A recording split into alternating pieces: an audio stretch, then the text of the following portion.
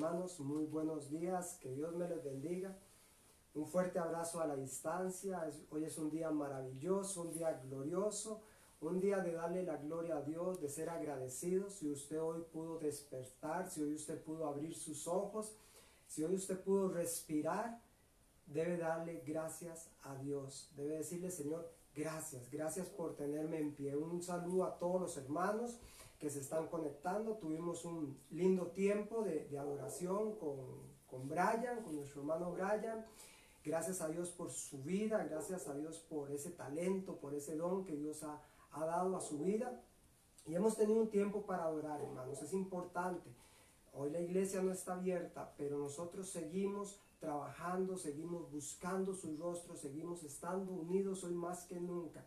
Así que hoy vamos a tener el tiempo. Recuerde, hoy es domingo. A veces el estar tanto dentro de las casas como que perdemos un poco de vista los días, pero hoy es domingo, hoy es día del Señor, es día de congregarnos. No lo podemos hacer en la congregación, ahí en el templo, en la estructura, pero sí lo podemos hacer mediante este medio, hermano. Ojalá que usted se haya preparado, hoy sea un día donde usted se preparó para adorar a Dios, para exaltar a Dios y para escuchar lo que Dios quiere hablarnos en esta mañana. Recuerden que hoy tenemos la Cena del Señor. La Cena del Señor la hacemos en nuestra iglesia los primeros domingos de cada mes.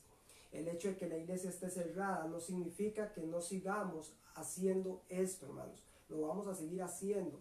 Creemos y confiamos en Dios que pronto vamos a estar nuevamente en el templo, juntos, unidos, presencialmente. Pero mientras esté esta situación por mes, vamos a hacer la Cena del Señor vía virtual. Ojalá que usted en esta semana compró su juguito de uva, tenga su pan, su galletita salada. Y al final de la predicación vamos a estar compartiendo este hermoso tiempo. Cuando Jesús estaba con sus discípulos, Él les dijo: haced esto todas las veces que puedan, en memoria de mí, hasta que yo venga. Por lo tanto, hasta que Él no venga, nosotros tenemos que seguir compartiendo la Cena del Señor. Y ojalá que ahí donde usted está, ya usted lo tenga preparado, ya usted lo tenga listo. Hoy es un buen día, hermanos, para congregarnos, aunque sea virtualmente. Estamos dando un poquito de tiempo. Sabemos que los hermanos poco a poco se van conectando. Ahora que Brian estaba, había aproximadamente 17 hermanos conectados. Sabemos que somos más en la iglesia y ojalá más se puedan conectar, ojalá más personas puedan interactuar con nosotros y poder compartir de la palabra.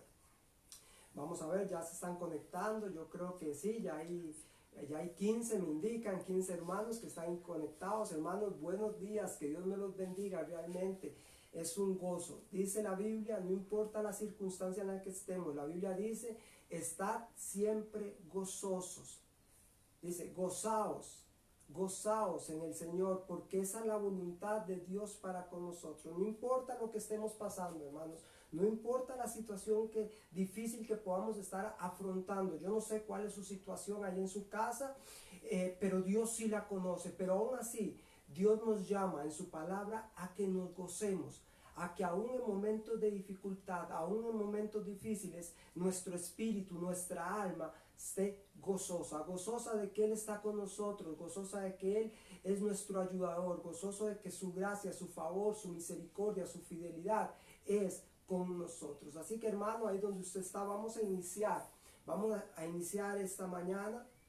Y yo tengo un tema, leyendo la palabra de Dios, meditando en esta semana. Dios me llevó a dos versículos que me ayudaron a entender el propósito de lo que Dios quería que compartiera con ustedes en esta mañana. Y el tema que le puse a esta predicación, a esta enseñanza, fue: somos un pueblo escogido con propósito.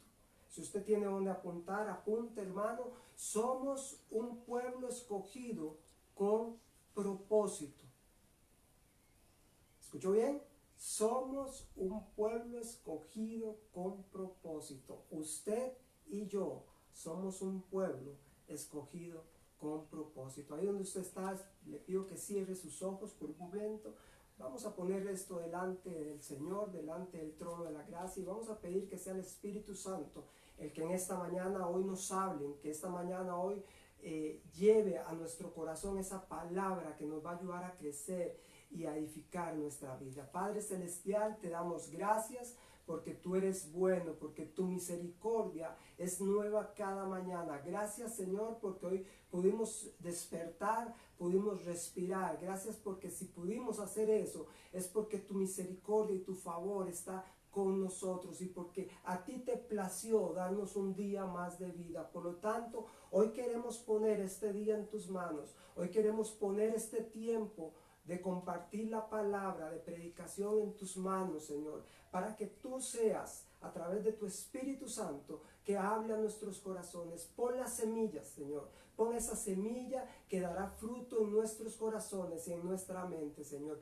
Gracias por este tiempo. Gracias por cada hermano que está conectándose, que está conectado y que se irá conectando a escuchar tu palabra. Damos gloria a Dios y te alabamos, Señor, en el nombre de Cristo Jesús.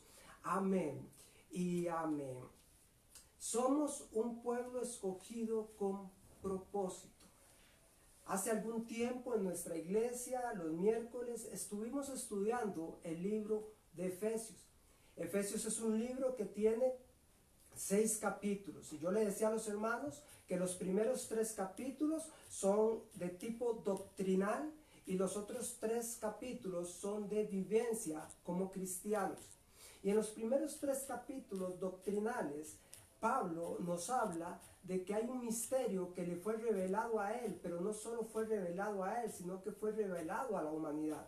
Pablo dice que había un misterio que Dios tenía ahí escondido, que a través de Jesucristo nos fue revelado. Y yo quiero, no es el texto donde vamos a enfocar la predicación, pero creo que es un texto que nos puede ayudar a contextualizar y nos puede ayudar a entender mejor de lo que en esta mañana les quiero hablar. Y yo quiero que usted vaya conmigo. Hoy vamos a ver varios versículos bíblicos. Por eso es bueno que usted tenga la palabra de Dios ahí a la mano. Si físicamente, si la tiene en su celular, donde usted la tenga. Pero lea conmigo, hermanos, es importante. Toda nuestra fe se fundamenta en su palabra, en lo que aquí dice, hermanos. Así que quiero que vaya conmigo al libro de Efesios capítulo 3. Vamos a leer del versículo 1 al versículo 7. Efesios capítulo 3, del versículo 1 al versículo 7.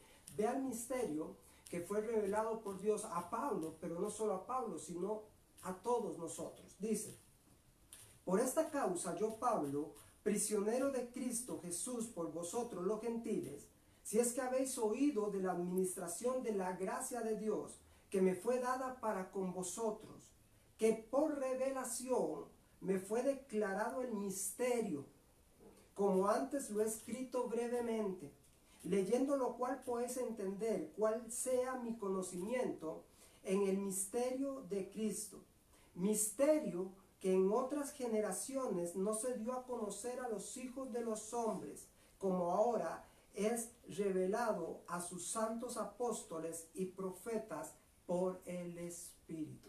Y hermano y hermana, el misterio, ese gran misterio que fue revelado de parte de Dios a Pablo, a los profetas, a los apóstoles y a cada uno de nosotros, no es nada más y nada menos que la iglesia. La iglesia estaba en el corazón de Dios desde antes de la fundación del mundo. Y nosotros tenemos que entender eso, hermanos. La iglesia juega un papel importantísimo. Ahora, en estos días se ha hablado mucho de iglesia. Y debemos tener claro, hermanos, que la iglesia no es la estructura física donde cada uno de nosotros nos congregamos. Esa no es la iglesia. Tenemos que quitar de nuestra mente ese pensamiento de que esa es la iglesia. No, porque si esa fuera la iglesia, hermanos, hoy la iglesia lastimosamente estaría cerrada. Si la iglesia fuera esa estructura de 4 paredes, hoy la iglesia estaría cerrada. Le llamamos a ese lugar iglesia porque cuando usted le preguntan, usted se está listando un domingo y alguien le dice, ¿para dónde va? Generalmente lo que decimos es, vamos a la iglesia. Decimos que vamos a la iglesia porque en esa estructura se reúne la iglesia. Se reúne usted, me reúno yo, que somos iglesia. Por lo tanto, es importante Hoy podemos decir que la iglesia está reunida. ¿Por qué? Porque cada uno de nosotros hoy estamos conectados y estamos en un mismo sentir. ¿Cierto? Hoy usted está ahí conectado, yo estoy acá, usted está allá, pero estamos en un mismo sentir. Hoy la iglesia está conectada. Pero quiero dejar tres cosas también que son fundamentales, porque una cosa no quita la otra, hermanos. El decir que el templo, esa estructura, no es la iglesia, no le quita la importancia del templo. El templo es importante. El estar juntos es importantísimo. La comunión presencial es fundamental. Pero debemos entender que hoy se nos puede quitar o suspender el ir a una estructura física. Pero nunca, hermano, y escúcheme bien lo que le voy a decir, nunca se nos va a poder quitar o suspender el ser iglesia. Hoy las iglesias están cerradas. Hoy probablemente alguien pasa por nuestra iglesia, Cristo el Rey, y va a decir, mira, se cerró la iglesia. Pero lo que ellos no saben o lo que la gente no entiende es que lo que se cerró fue una estructura física. Pero la iglesia sigue hoy más viva que nunca. Sigue hoy activada. A la iglesia no se le va a cerrar nunca, porque la iglesia es usted y la iglesia soy yo. Sería triste, hermanos, hoy se cierra por una condición de la pandemia. Yo no sé si ustedes se recuerdan tiempo atrás que hubo un tipo de persecución pequeñita de parte del gobierno, del Ministerio de Salud, y andaban buscando las iglesias para ver qué detalle no tenían para cerrarlas. Puede ser que hoy sea la pandemia, puede ser que un tiempo más adelante sea otra cosa, pero de lo que debemos estar seguros, que nosotros somos la iglesia y que esa iglesia nadie la puede callar, nadie la puede cerrar, nadie la puede quitar, nadie la puede suspender. Hoy a nivel mundial hay muchos cultos que se están haciendo igual al que estamos haciendo en este instante. Y hoy hay muchos cristianos. La iglesia de Cristo hoy está empoderada, está orando, está ayunando y sigue avanzando. Hoy muchos negocios, ustedes saben, los están cerrando. Y la preocupación de los dueños de esos negocios es que si esos negocios siguen cerrados, probablemente el negocio va a morir, va a desaparecer. Qué tranquilidad y qué confianza y qué satisfacción de que si aún nos dijeran que ya la iglesia no la podemos abrir nunca más, esa estructura física no la vamos a poder abrir nunca más, qué gloria podemos sentir de que la iglesia nunca se va a exterminar. La iglesia va a seguir avanzando, la iglesia va a seguir creciendo, nada nos puede detener. Ahora, hermano y hermana, ¿sabemos? Lo hago como pregunta. ¿Sabemos qué significa el ser iglesia? ¿Sabemos los privilegios y responsabilidad que tenemos como iglesia, como cuerpo de Cristo? ¿Y por qué esto es importante, hermanos? Porque la mayoría de creyentes no comprenden los privilegios, porque son más los privilegios que la responsabilidad, aunque la responsabilidad es importantísima. Pero muchos cristianos no entienden el privilegio y la posición. Escuchen muy bien esta palabra. La posición que usted y yo tenemos, no por nuestras capacidades, no por nuestra inteligencia, no por nuestro poder adquisitivo, nuestro dinero, sino la posición tan importante que tenemos a través de Jesucristo.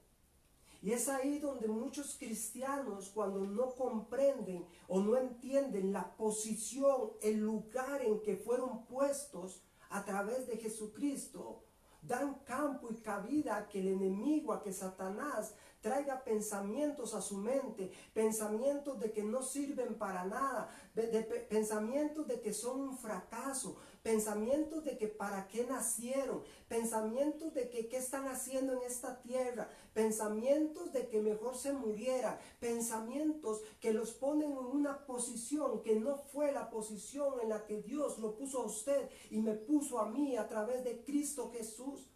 Por lo tanto, es importante saber yo como iglesia cuál fue la posición en la que Dios me puso a través de Jesucristo. Y eso es lo que vamos a desarrollar rápidamente. Ustedes saben que el tiempo, dicen, es oro.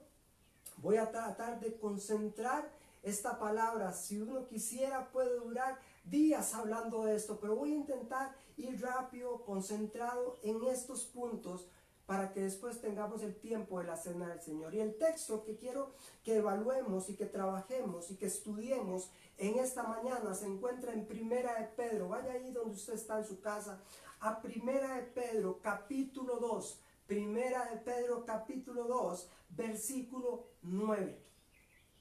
Y hoy yo quiero que usted entienda. Yo quiero que hoy usted entienda. Prepárese para descubrir o redescubrir, escuche, para descubrir si usted no lo había entendido o para redescubrir si usted lo había olvidado, la posición y los privilegios que Dios nos ha dado y también la responsabilidad que tenemos al poseer esos privilegios en nuestra vida. Yo espero que ya usted haya encontrado Primera de Pedro capítulo 9, lo voy a ir leyendo. Mas vosotros sois linaje escogido, real sacerdocio, nación santa, pueblo adquirido por Dios, para que anunciéis las virtudes de aquel que os llamó de las tinieblas a la luz admirable. Vosotros, versículo 10, vosotros que en otro tiempo no erais pueblo, pero de Dios, que en otro tiempo no habíais alcanzado misericordia, pero ahora habéis alcanzado misericordia. Es para usted y es para mí. Esta palabra es para hijos de Dios, para aquellos que han reconocido en Jesucristo su Señor y su Salvador. Por lo tanto, si usted está ahí, si usted que me está viendo, usted tiene a Cristo en su corazón. Esta palabra que acabamos de leer es para usted. Y lo primero que nos dice Pedro en este versículo, él dice, mas vosotros sois linaje escogido. Lo primero que tenemos que saber es qué significa linaje.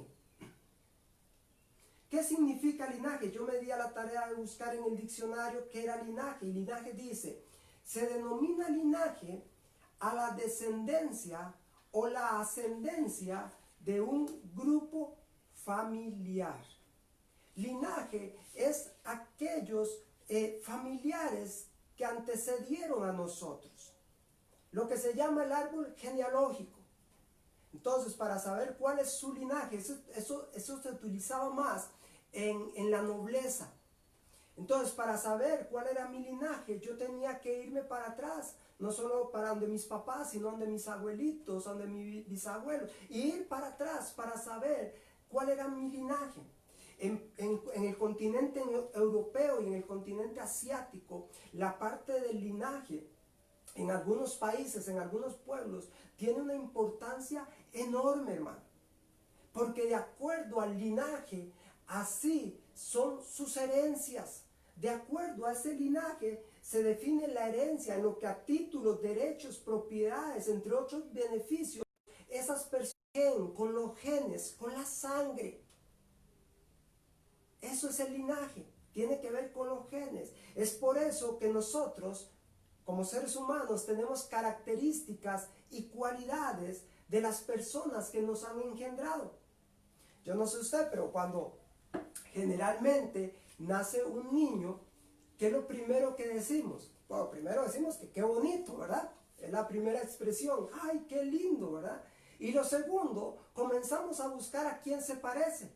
Y entonces decimos, mira, se parece al papá, o no, mire, se parece a la mamá, o tiene los ojos del papá, o tiene la nariz de la mamá. Y comenzamos a ver ciertas cualidades en el niño que tienen que ser parecidas a las personas que lo engendraron. Y cuando va creciendo, vamos viendo cualidades. Entonces vamos viendo que el temperamento de quién tiene, si el temperamento de mamá o el temperamento de papá. En algunas cosas, en algunos momentos, las características físicas van mucho más allá de los padres.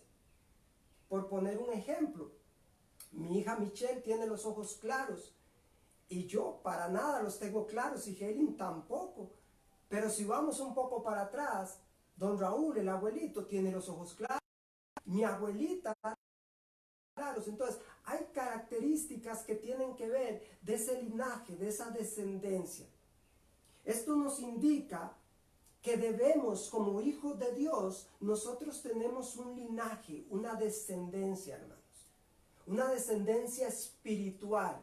Tenemos una descendencia natural. ¿Cuál es la descendencia natural que usted y yo tenemos? La descendencia de Adán y Eva. El hombre, el primer hombre y la primera mujer que fueron establecidos en la tierra. En lo natural, nosotros descendemos de Adán y Eva. Pero en lo espiritual, nuestro linaje es un linaje que proviene nada más y nada menos que de nuestro Señor Jesucristo.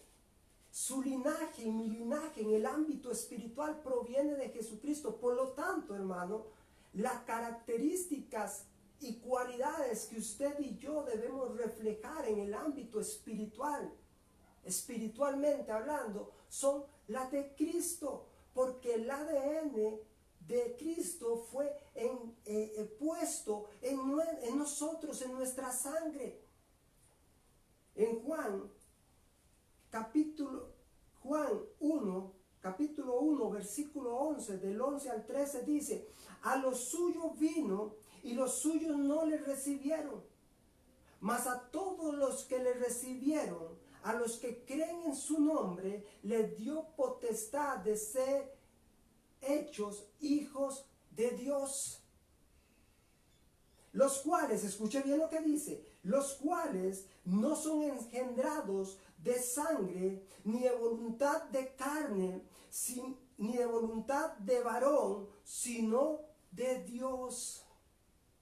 Hermanos, en el ámbito espiritual, como hijos de Dios que somos, no hemos sido engendrados. No hemos sido engendrados, dice, ni por sangre, ni por voluntad de carne, ni voluntad de varón, sino por Dios. Debemos recordar, hermanos y hermanas, que desde el principio, desde antes de la fundación del mundo, la Biblia nos enseña cómo Dios ya tenía un plan establecido a través de Jesucristo. Y el plan que Dios tenía a través de su Hijo Jesucristo era salvar la humanidad. Primero, darse a conocer Él a través de Jesucristo. Segundo, salvar la humanidad. Y tercero, establecer su iglesia en esta tierra. Si nosotros vamos al Antiguo Testamento, hermanos, podemos ver a Israel como la nación de Dios. Pero ese Israel, como su pueblo escogido, es simplemente una muestra de lo que Dios quería hacer con toda la humanidad. Dios no quería solo un pueblo que se llamara Israel. Dios quería todo un pueblo que se llamaran hijos de Dios. Eso es maravilloso, hermanos. El plan de Dios no estaba solo en Israel, estaba en toda la humanidad. Y Él quería traernos ese linaje a través de Jesucristo. Por lo tanto, hoy usted es un linaje escogido. Dios lo escogió a usted y Dios me escogió a mí para ser ese linaje especial. El primer punto, el primer privilegio que usted y yo tenemos es que somos un linaje escogido. El segundo, hermano, lo dice ahí en el mismo versículo 9, dice: mas vosotros sois linaje escogido, real sacerdocio.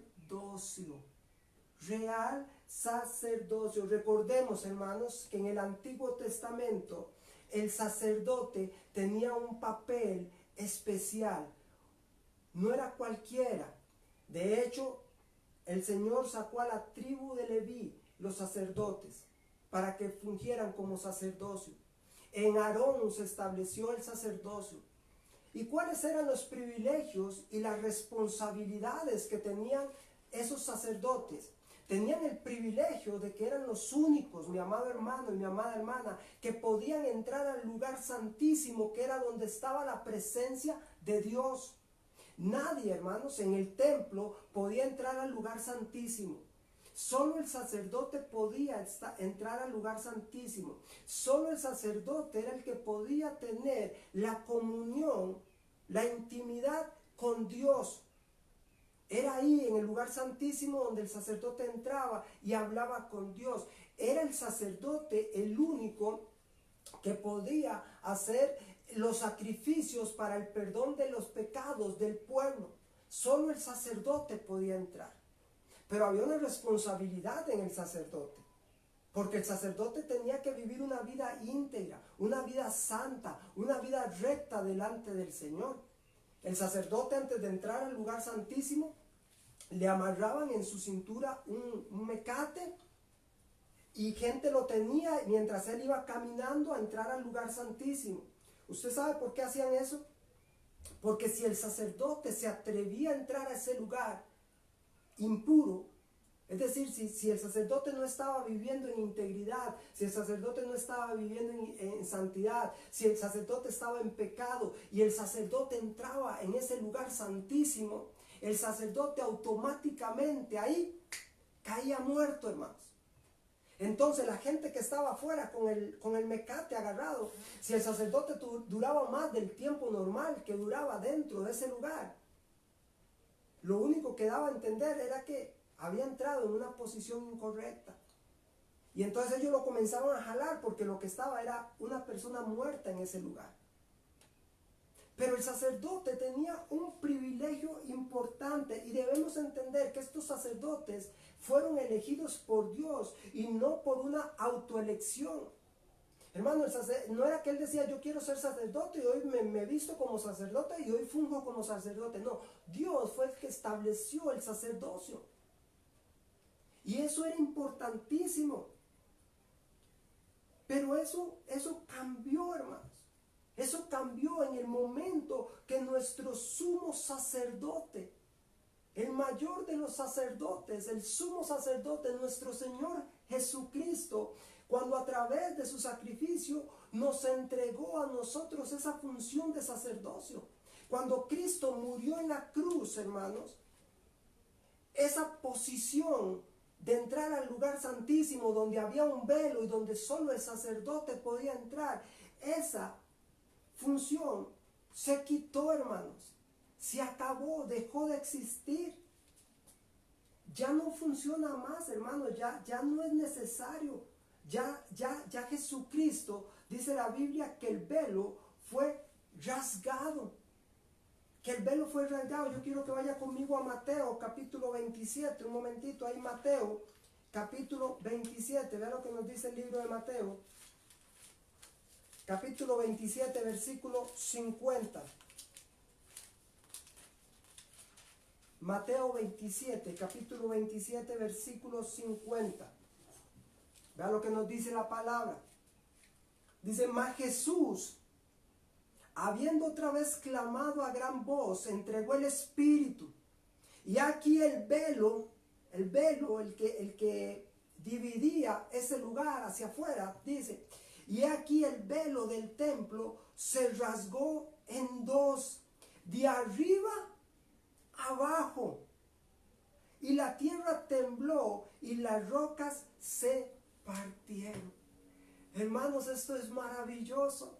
Cuando Jesucristo hizo su última exhalación y murió ahí en la cruz, derramó su sangre por el perdón de nuestros pecados. En ese mismo momento, todo sacrificio de animales, todo impedimento para tener esa comunión con Dios, se rasgó, se quitó, se anuló, se canceló, porque el sumo sacerdote que se llama Jesucristo pagó el precio, mi amado hermano. Ahí donde usted está, yo quiero que usted diga un fuerte amén, porque eso es maravilloso. Por lo tanto, hermanos, ahora nosotros no necesitamos de un día, no necesitamos de una semana, no necesitamos de un mes. Nosotros en cualquier momento, a cualquier hora, cualquier día de la semana, a cualquier instante, podemos entrar a la presencia de Dios. Ya no necesitamos que alguien vaya a pedir perdón por nosotros. Ya no necesitamos que alguien interceda por nosotros, que una persona ore a favor de nosotros para Dios. Usted y yo podemos, dice la Biblia, entrar trono de la gracia, y si le hemos fallado a Dios, pedirle perdón, y dice que Él es fiel y justo para perdonarnos. ¿Sabe, hermanos, cuántas personas del Antiguo Testamento no desearían, no hubieran deseado tener el privilegio que usted y yo hoy tenemos como iglesia, de ser ese sacerdocio, de tener confiadamente al trono de la gracia? Y hoy usted y yo lo tenemos, y cuántas veces, hermanos, lo menospreciamos. ¿Cuántas veces pasa un día y usted ni siquiera una oración le hace a Dios? Pero es un privilegio que usted y yo tenemos. Los sacerdotes también llevaban el sacrificio, y nosotros somos llamados a hacer ese sacrificio, hermanos. Solo que ahora el sacrificio de nosotros es diferente. Ahora el sacrificio de nosotros no es con animales. Tenemos la responsabilidad, escuche bien, de realizar sacrificios espirituales aceptables a Dios por medio de Jesucristo. Sacrificios espirituales. Sacrificios espirituales. Vaya conmigo ahí mismo donde estamos en segunda de Pedro, capítulo 2, versículo 5. Primera de Pedro, capítulo 2, versículo 5. Primera de Pedro, capítulo 2, versículo 5. Vea lo que nos dice el pasaje. Dice: vosotros también, como piedras vivas, sed edificados como casa espiritual y sacerdocio santo, para ofrecer sacrificios espirituales aceptables a Dios por medio de Jesucristo. ¿Qué es el sacrificio espiritual, hermano? Usted lo puede ver ahí. Vaya conmigo a Romanos capítulo 12. Romanos capítulo 12, versículo 1. Romanos capítulo 12, versículo 1. Vea lo que nos dice la palabra. Así que, hermanos, os ruego por las misericordias de Dios que presentéis vuestros cuerpos en sacrificio vivo, agradable a Dios, que es vuestro culto racional. ¿Cuál es ese sacrificio espiritual? Nuestra vida, nuestro cuerpo. Pero usted tiene un privilegio, hermanos, que quiero que hoy lo tenga ahí. Usted es sacerdocio. Usted es real sacerdocio, no es cualquier sacerdocio. Usted es real sacerdocio. Usted tiene entrada a la presencia de Dios. Usted puede tener intimidad con Dios. Él está atento las 24 horas al día, 7 días a la semana, 365 días al año. Para Dios no hay feriados, para Dios no hay días libres. Él siempre va a tener su oído atento para cuantas veces usted y yo queramos entrar a su trono. Más bien Él anhela y Él desea esa comunión, y somos nosotros los que a veces no la tenemos. El tercero que quiero que veamos, dice: real sacerdocio, nación santa. La iglesia se convirtió en esa nación santa. Como podemos ver esto, cuando vemos en el Antiguo Testamento, vemos a Israel, el pueblo de Dios del Antiguo Pacto, como una nación. Ahora bien, el pueblo de Dios del Nuevo Pacto también somos una nación, donde Jesucristo es el rey de esa nación, la cual tiene una ciudadanía definida, una constitución, leyes y liderazgo. Escuche bien lo que estamos hablando. En Israel, Dios dijo: serán una nación, y estableció a Israel como una nación. Pero la iglesia, a través de Jesucristo, como pueblo de Dios en el nuevo pacto, se establece como una nación, con constitución, con leyes, con estatutos que están aquí, hermanos. Por lo tanto, en el gobierno de Dios también hay leyes que cumplir. En el gobierno de Dios también hay cosas que obedecer. En el gobierno de Dios nosotros tenemos que entender que nos tenemos que sujetar a las autoridades terrenales, pero más aún nos tenemos que sujetar a nuestra autoridad divina, que es Dios, que es Jesucristo. Cuando una persona recibe a Cristo en su corazón, se une a Él. Cuando usted recibió a Cristo, cuando yo recibí a Cristo, nos unimos a Él y formamos parte de ese pueblo.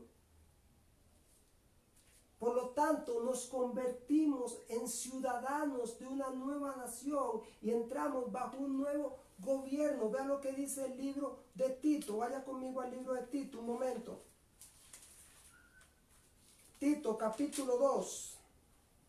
Tito capítulo 2, versículo 13.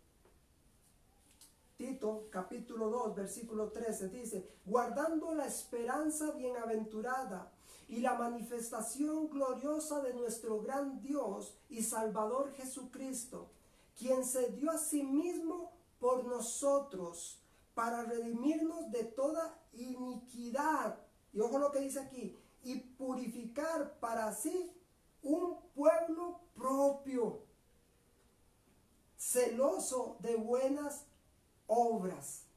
Es decir, que a través de Jesucristo, a través del sacrificio, a través de su redención, Él estableció un pueblo propio, una nación propia. Y vean lo que dice segunda de Tesalonicenses, capítulo 2, versículo 13. Segunda de Tesalonicenses, capítulo 2, versículo 13 dice: pero nosotros debemos dar siempre gracias a Dios respecto a vosotros, hermanos amados por el Señor, de que Dios os haya escogido desde el principio para salvación mediante la santificación por el Espíritu y la fe en la verdad. ¿Desde cuándo nos escogió, dice la palabra? Desde el principio.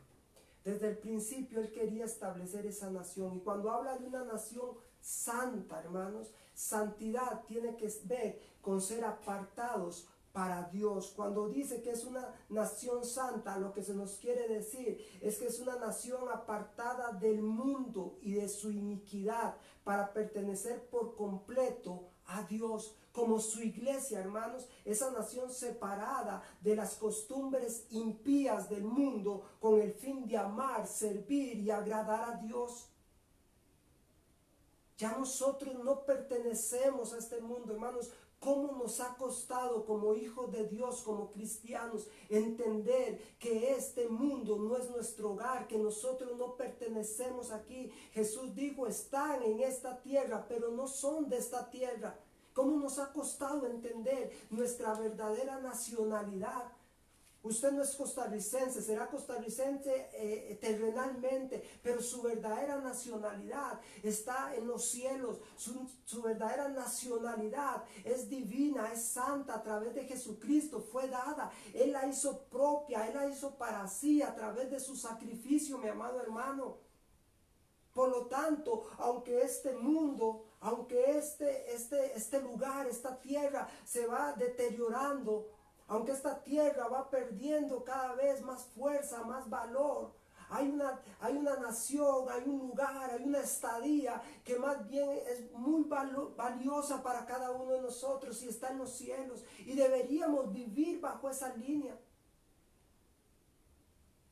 Hemos descubierto tres cosas, hermanos, como iglesia: privilegios que usted tiene. Usted es linaje escogido, usted es real sacerdocio, usted es nación santa. Pero vea lo que dice, y quiero que avancemos ahí en el capítulo 11, al versículo 10. Al versículo 10, vea lo que dice el versículo 10.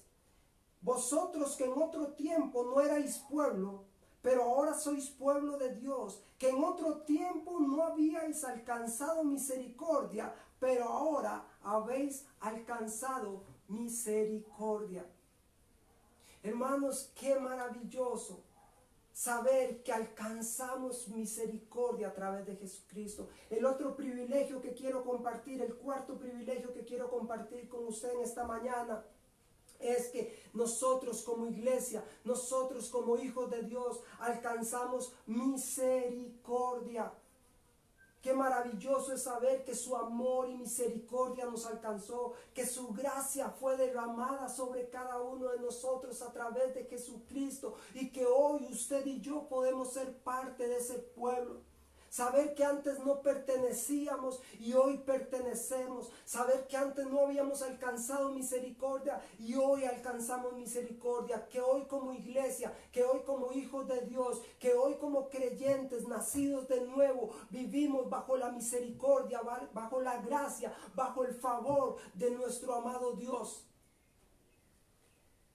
Y qué lindo es saber, hermano, que esto no lo hicimos nosotros.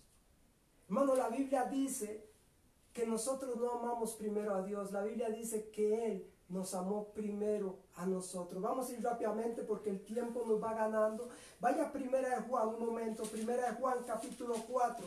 Primera de Juan capítulo 4 versículo 9. Vea lo que dice Primera de Juan capítulo 4 versículo 19. Dice: nosotros le amamos a Él porque Él nos amó primero.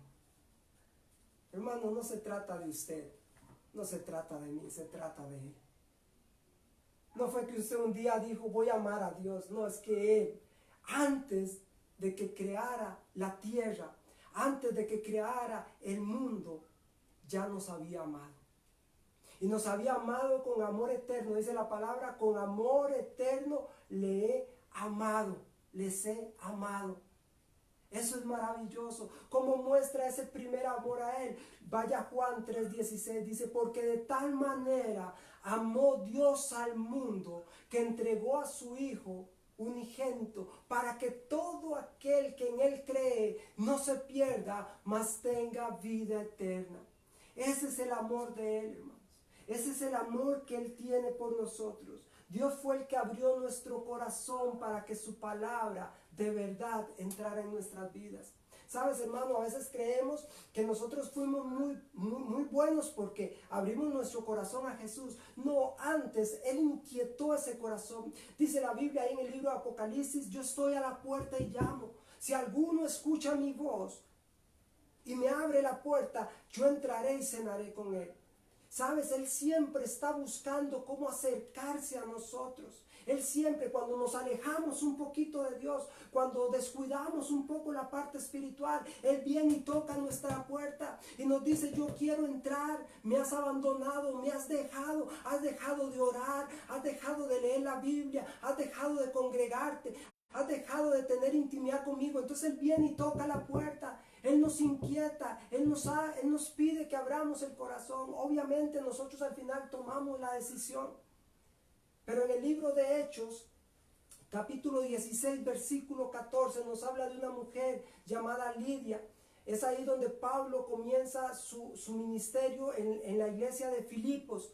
Y quiero que vaya rápidamente conmigo. Le dije que hoy vamos a ver varios versículos y es importante siempre utilizar la palabra. Es importante que todo lo que hablemos lo hacemos a la luz de la palabra. Hechos 16, 14. Hechos 16, 14. Vea lo que pasa con esta mujer que se llamaba Lidia.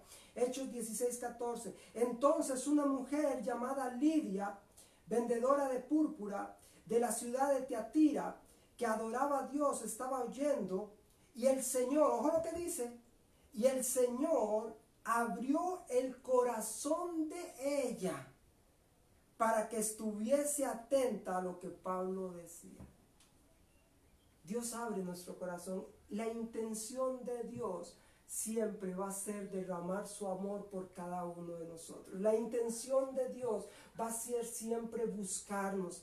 La intención de Dios va a ser siempre ir a donde nosotros estemos. En Lucas capítulo 15, versículos del 3 al 7 nos habla vaya conmigo, de la parábola. Vaya conmigo a Lucas, de la oveja perdida. Lucas 15,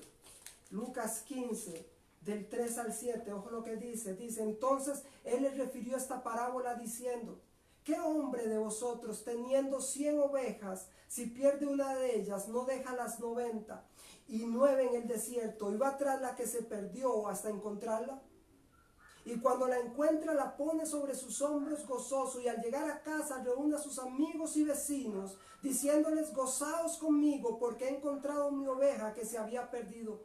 Os digo que así habrá más gozo en el cielo por un pecador que se arrepiente que por 99 justos que no necesitan de arrepentimiento. Si él tiene que dejar a 99 por ir a buscar una, lo va a hacer.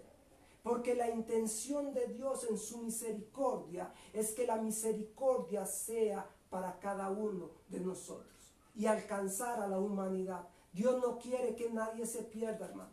Dios quiere que todos sean salvos. Pero no solo los privilegios, les dije 4 privilegios, y rápidamente, porque el tiempo es corto y tenemos que entrar en la cena del Señor, voy a decir 2 responsabilidades que tenemos. 2 responsabilidades que tenemos que están aquí también en la Biblia. La primera responsabilidad, versículo 9 del capítulo 2 de Primera de Pedro. Primera de Pedro capítulo 2 versículo 9, donde estamos hablando, dice: mas vosotros sois linaje escogido, real sacerdocio, nación santa, pueblo adquirido por Dios, para algo, hermanos. Vean lo que dice: para que anunciéis las virtudes de aquel que os llamó. Hermanos, nosotros somos iglesia para anunciar las virtudes de aquel que nos llamó. El ser iglesia no significa disfrutar de los privilegios y encerrarnos en una burbuja de donde no salimos. Y a veces decimos, hermanos, porque para algunas cosas la iglesia como estructura es la que tiene que hacer las cosas, porque es la iglesia. Y en algunas ocasiones, cuando nos conviene, la iglesia como estructura no es la iglesia, somos cada uno de nosotros. Pero hermanos, no podemos acomodar las cosas a conveniencia. Si estamos diciendo que la iglesia como estructura no es la iglesia, sino que la iglesia somos cada uno de nosotros, hermano, la responsabilidad de proclamar las virtudes de aquel que nos llamó no está marcada a la estructura llamada iglesia, está llamada a usted y está llamada a mí como iglesia, hermano. Es que la iglesia no hace, es que la iglesia no predica. Usted está predicando, yo estoy predicando. Dejemos la estructura por un momento. Sabemos que la estructura como iglesia tiene responsabilidades y tiene obligaciones también de proclamar. Pero usted como iglesia y yo como iglesia estamos proclamando. Le estamos hablando al vecino, le estamos hablando a los compañeros de trabajo, le estamos hablando a los compañeros de la universidad. Y a veces no es solo hablar, testimonio, hermanos. Nuestra vida, ¿qué estamos haciendo? ¿Estamos demostrando con nuestras actitudes que realmente somos hijos de Dios? ¿O en nuestras casas se escuchan cosas que no se tienen que escuchar? ¿Palabras que no se tienen que escuchar? ¿Un vocabulario que no se tiene que escuchar? ¿Música que no se tiene que escuchar? ¿Conductas que no se tienen que escuchar? Dios nos ha establecido como iglesia, hermanos, con el propósito de proclamar las maravillas que Él ha hecho en nosotros. Hemos sido escogidos como iglesia para que otros que hoy no lo son, con nuestra predicación lo puedan llegar a ser, hermano. Dios quiere que su iglesia siga avanzando, que su iglesia siga creciendo. Dios no quiere que queden solo 10 en la iglesia, ni 20, ni 30. Él quiere que cada día se añadan más personas, más seres humanos a la iglesia de Cristo. Que las bendiciones y los privilegios que usted y yo gozamos, muchas más personas que hoy no lo gozan porque no tienen a Cristo, lo puedan gozar con nosotros. Jesucristo vino a esta tierra a reconciliar a Dios con el hombre. Y lo logró a través de su muerte y resurrección. Pero nosotros como iglesia debemos reconocer que esa tarea nos fue entregada para continuarla. No porque usted tenga el poder de reconciliar a la humanidad con Dios o a Dios con la humanidad, sino porque Jesucristo ya lo hizo. Nosotros lo que tenemos que llevar es la palabra de que Jesucristo ya reconcilió a Dios con la humanidad. Y es que solamente de confesar con nuestra boca y creer en nuestro corazón que Jesucristo es el Señor para ser salvos. Ese es el mensaje que nosotros tenemos que llevar. La primera responsabilidad es esa. Y la segunda responsabilidad, hermanos, que va de la mano, que es parecida. Dice ahí, para que anunciéis las virtudes de aquel que os llamó de las tinieblas a su luz admirable. La segunda responsabilidad que usted tiene y que yo tengo como iglesia es ser luz entre las tinieblas. Debemos ver el propósito de ser luz como iglesia en medio de un mundo que está en tinieblas. Muchas veces, como lo decía antes, queremos que la iglesia, la estructura física, sea la luz. Y como se los decía anteriormente, si bien es cierto, la iglesia como estructura física ahí en el lugar, en el caso de nosotros, la iglesia Cristo el Rey, ubicada ahí en San Francisco, debe ser luz. Nosotros que somos la iglesia real, verdadera, también debemos ser luz donde caminamos. Es necesario, hermanos. La Biblia nos llama a ser luz, es decir, a alumbrar, y nos llama a ser sal, a dar sabor. Y quiero ir terminando. Vaya conmigo al libro de Mateo. Mateo capítulo 5, y con esto voy terminando. Mateo capítulo 5, versículo 13. Dice: mas vosotros sois la sal de la tierra. Pero si la sal se desvaneciere, ¿con qué será salada? Sino para ser echada fuera y hollada por los hombres. Versículo 14. Vosotros sois la luz del mundo. Una ciudad asentada sobre un monte no se puede esconder, ni se enciende una luz y se pone debajo de un almud, sino sobre el candelero, y alumbra a todos los que están en casa. Hemos sido llamados, hermanos, como iglesia, a proclamar las maravillas de aquel que nos llamó. Y hemos sido llamados como iglesia a hacer luz en medio de las tinieblas. Hermano, yo espero que esta palabra a usted le llegue a su corazón. Teniendo entendido lo que hemos visto a la luz de la palabra, debemos considerar estos aspectos. Como creyentes tenemos, escuche bien, 4 cosas, hermano. Como creyentes tenemos un nuevo principio de vida, linaje escogido, un nuevo acceso a Dios, real sacerdocio, un nuevo gobierno, nación santa, y un nuevo dueño, pueblo adquirido por Dios. Esto deberá, hermanos, afectar la manera en que vive cada creyente con respecto a su posición. Hermano, deje de estar siendo cola. Usted fue llamado a ser cabeza. Deje de estar pensando de que usted no vale nada. Déjeme decirle algo. Hoy Dios te dice que vales mucho, que Dios te dio una posición, no por tu nombre, no por tus estudios, no por tu condición económica, no por nada de eso. Dios te dio una posición bien alta a través de Jesucristo. Hoy nosotros estamos, dice su palabra, sentados en lugares celestiales. No permite tu mente pensamientos de que no vales nada, de que no sirves para nada, de que estás en esta tierra por un error, por un accidente. Hoy cree más que nunca en la posición que Dios te puso. Dios te puso como ese linaje escogido. Dios te puso como ese real sacerdocio. Dios te puso como esa nación santa. Hoy declara, hoy confiesa, hoy proclama lo que Dios ha hecho en tu vida. Hoy espero que te animes. Si has estado desanimado, si has estado pensando, si tu autoestima no ha estado baja, hoy es un buen tiempo para que declares a la luz de la palabra lo que eres en Cristo Jesús, lo que eres como iglesia, que Dios te escogió, que Dios te buscó y que Dios te halló, y que tuviste la capacidad de reconocer esa búsqueda de Dios en ti. Yo espero que esta palabra a usted le haya servido, que esta palabra el Espíritu Santo le haya hablado como a mí me ha hablado. Y ahora ahí donde usted está, vamos a tener un tiempo de la cena del Señor. Ahí donde usted está, busque los elementos, me imagino que los tenía a la par. Usted busque sus elementos y póngalos en su mesa. Este es un tiempo especial, hermanos. Este es un tiempo especial, es un tiempo maravilloso en el cual vamos a compartir la cena del Señor. Así que ahí donde usted está, comience a adorar al Señor. Ahí donde usted está, comience a adorar al Señor. Ahí donde usted está, comience a decirle: Señor, gracias. Gracias porque a través de tu sacrificio, a través de tu sangre derramada en la cruz del Calvario.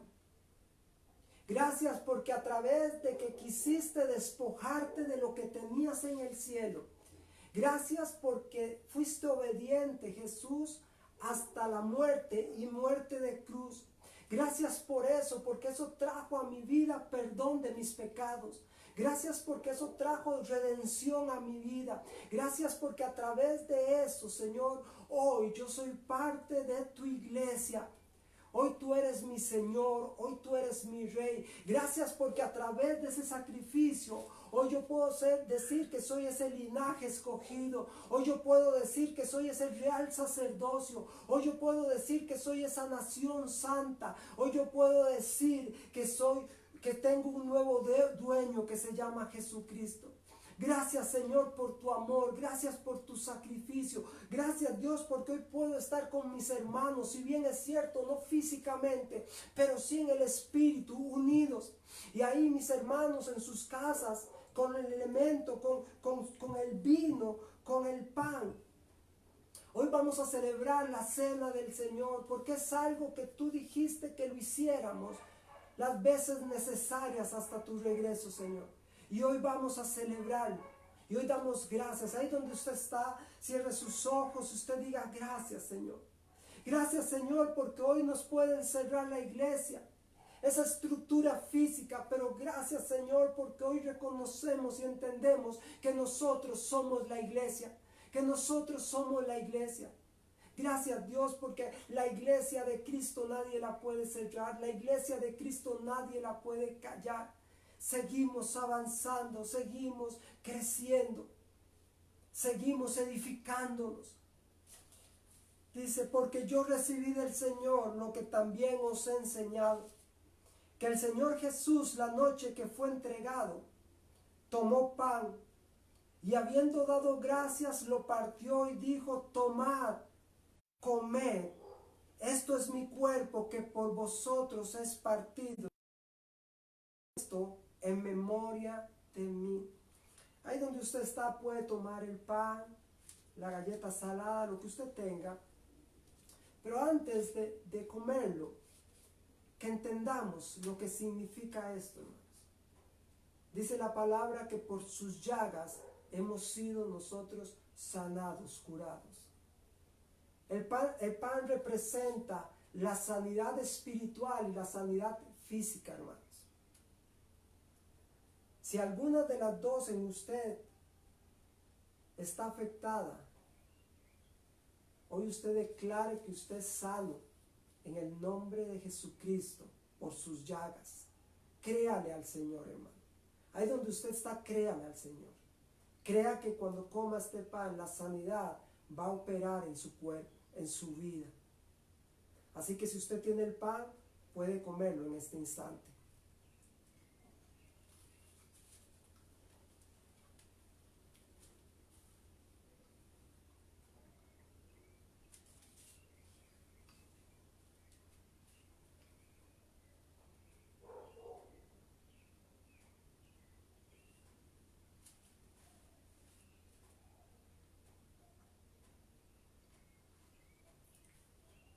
Asimismo, tomó también la copa después de haber cenado, diciendo, esta copa es el nuevo pacto en mi sangre. Haced esto todas las veces que la bebiereis, en memoria de mí. La copa que usted tiene ahí, hermano, con ese jugo de uva, representa, simboliza la sangre de Jesucristo. Esa sangre que fue derramada hasta la última gota. No quedó una sola gota de sangre en Jesús. Era necesario que fuera derramada toda su sangre para perdonar a la humanidad. Y toda esa sangre derramada trajo perdón, trajo restauración. Así que lo que usted y yo vamos a hacer hoy, tomar la copa, es en representación de ese amor derramado en esa cruz. Un amor ágape, un amor incomparable, un amor que no podemos pagar, un amor que no tiene precio. Una entrega que fue por amor a usted, por amor a mí, pero por amor también a muchos que hoy no conocen de Cristo y que hoy nosotros le podemos hablar, le podemos decir, hay esperanza en Cristo Jesús, hay esperanza. Y podemos hacer y unir a más personas a la iglesia de Cristo, que es lo que Él quiere. Así que donde usted está, puede tomar del jugo de uva, de la copa.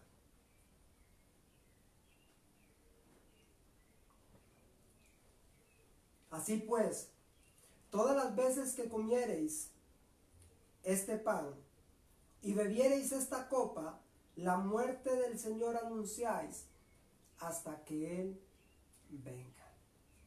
Ahí donde usted está, si usted puede cerrar sus ojos y decirle gracias, Señor.